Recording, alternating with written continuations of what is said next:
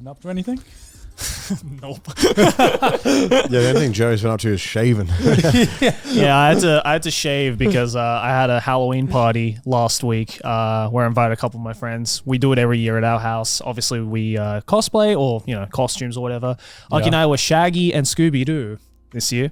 I saw. So Aki had the full-on onesie, and I fully committed to the Shaggy bit. I shaved everything except for the goatee here. It was fucking disgusting. I look like if Fred Durst had a baby with the lead singer of Smash Mouth. It looked fucking gross. Was it worth it? Yeah. Fun time? Yeah, it was really fun. Nice. Yeah, it's always good fun. Yeah. I don't know what happened in Shibuya. I heard they I did see the massive signs though. Yeah, when I just went. saying fuck off. Yeah, they're saying like we will do some bad things if you do bad things. Yeah, they should be did this Giga Brain move where they were like, we're gonna tell people that they can't drink alcohol, but there's no punishment if they drink alcohol. And then they started boarding up stations to stop people from meeting up, but it just made it more congested. Yeah. So it made it more dangerous. Yeah, which is the most Japanese move I've ever seen in my life. They're like, let's fix the problem. Oh, we just made it worse. I think there's just such a disconnect between like older people in Japan and the Japanese government and like just allowing younger people to express themselves. And like, I think getting drunk and all crazy in Tokyo is not great or the best way to do it. But I feel like just clamping down on it and trying to get rid of it entirely is not the move here. No. And I think obviously there was some bad apples in it, but I think generally it all went okay, except people when they were trying to flip cars over. Yeah. But like, I don't think it it was was like evacuate all the trucks, get them out of here. Like they've been because a lot of people were saying that it was because of the Korean the disaster. The Korean disaster that happened. Why, but they've been trying to do this for years now. They've been trying to get rid of it. Yeah. And this is the year where they really try to do stuff. But this weird kind of rule where you can't drink, but they're not going to do anything. They'll just have a man come around and shout at you, but he can't do anything. Well, we're actually filming this on the 31st of October, it's going to be interesting to see what happens in the next couple of hours. It's just, dude, I feel like they've just gone about it the most Japanese way possible, and that is the worst way possible. Like, I feel like they could have done this in a few better ways, but like having no laws passed and just asking people not to drink is just never going to work. Stop having fun.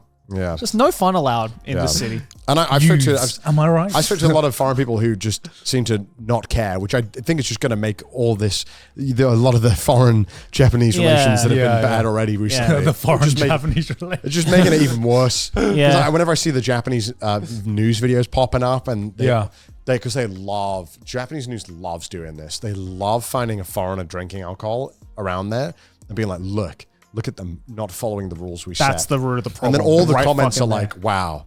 Because you auto-translate Japanese like, wow. Classic foreigners can't follow rules here. And it's like, Jesus Christ. It's like, no, we can follow rules. We follow rules that make sense to follow.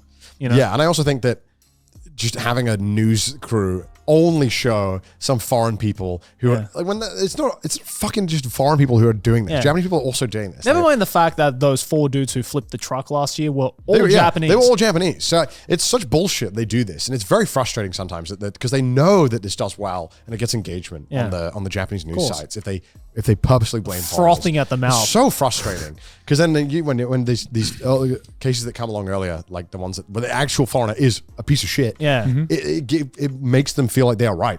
Yeah, for this, we told you this so. prejudice they have. Which, it's frustrating. So we'll see what happens in the next couple of hours. Shibuya might be mega quiet, or there could be about 7 trucks flipped over. I think it's going to be bad. Yeah. I think it's going to be because they've boarded off way too much, and they've made Shibuya Station actually like more dangerous to get around now. Yeah. Because they boarded off as if it wasn't already fucking dangerous. It's so bad.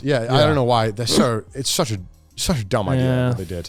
Yeah. Is it just me, or has the want to come to visit Japan just like increased as like massively, in the past few years? Like, what do you think is the catalyst for that? Because I felt like there was interest before. It's a little podcast called Trash. I genuinely think that like what we're doing and a bunch of other TikToks and all stuff, just showing Japan off all the time, has made it so much more enticing. It's all the free advertisement of Japan by foreigners who come to Japan. You cannot go 5 minutes on TikTok without getting recommended a Japanese food video. It's not possible. It's not possible. Do you think that's because we're in Japan, so we're getting recommended? Because I can never tell. Because it's so it is tough. Yeah, it's so hard to tell. Because like, have you ever like logged into YouTube with a completely fresh account or like incognito mode, and you're like, I do not recognize any of these people, and they have like 26 million views. I would say we probably are getting recommended them more because we are inclined to watch that. But a lot of these TikToks have 2 to 5 million views, and that can't just be the expat population of Japan. That's more than the expat population of Japan. Yeah, and it's weird because like I made some shorts just for YouTube. Yeah, and I did one where there was this a store called Onigiri Bongo. I don't know if you've heard of it. It's this onigiri place where people line up 5 hours for. Oh yes, I've heard. It's fucking ridiculous. Yeah. People line up to 5 hours. It's normally a 2-hour wait. I found out when I was looking at their website that you could just call up. Obviously, you have to do it in Japanese, but you could call up and just say like, "Oh, yoyaku dekimasu ka?" You could reserve a spot in the line. You could do yoyaku mochikaeri dekimasu ka? And they're like, "Oh, hi, I saw this ne," and then you just say like, "Tomorrow, 11 a.m. Can I have this?" And they're like, "Yeah." So I just saw on their website it said that you could call up and reserve to go.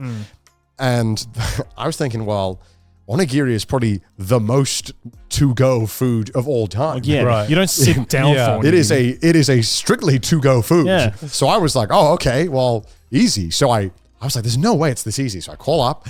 I say, hey, can I come pick it up tomorrow at 11 o'clock? And they were like, yeah. So I order it. I go in. And I felt like I was doing something wrong. There's this long line.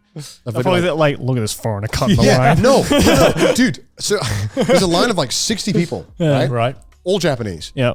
And I go up and I'm like, I don't know where to go because my first time coming here. I'm looking around. I'm like, I think I just go right to the front. Yeah.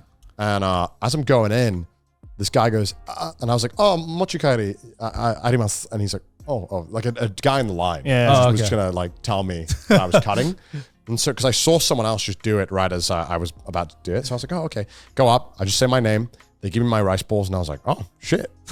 That took 10 seconds. I've hacked the system. Yeah. And I was like, why is everyone waiting 5 hours in line? So I made the TikTok being like, this is, why the fuck are people waiting 5 hours when you can just do an advance? Because that kind of information is not available on Yahoo.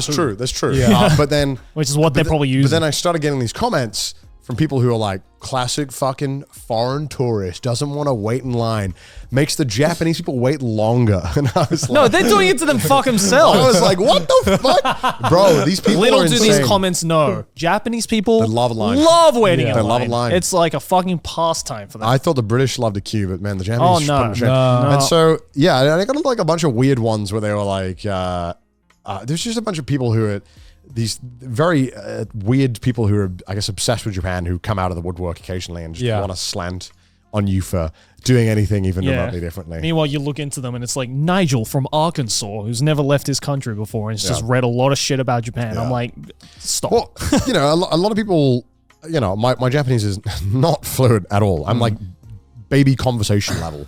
But you're a bit better than that. Oh, I appreciate that. But the amount of doors that open up, that I realized that when I wasn't afraid of talking on the phone and sound like an idiot and being able to like book things, it opened up so many doors. Oh, yeah, like, definitely. Absolutely. And being able to do that and confidently like call them up, because I'm like, this kind of conversation I'm pretty sure I can handle. Yeah. Because I was like, I'm going to ask, can I reserve? They're going to say yes when. I'm going to tell them the time and they're going to be like, all right, what do you want?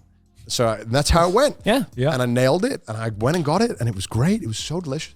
I wouldn't wait 5 hours, but it is by far the best onigiri I've ever had. Oh, really? If I ever was planning a now big day you've trip, like unloaded the secret, and everyone's gonna be phoning up for fucking. You reservations. should. Now there's going to be a line for reservations. because I think they make it either the morning of before they open, or like maybe later in the night. But either way, it was amazing. Like it was really good, and it was these things are fucking huge. Yeah, they're like twice the size of normal onigiri. And I ate 3, and I was dying. But it was so good. Like a kilo of rice. So yeah, if you do go. And you got like a day trip planned. There's like 7 or 8 of you guys. Just go and pick up a bunch. Sweet. It's great.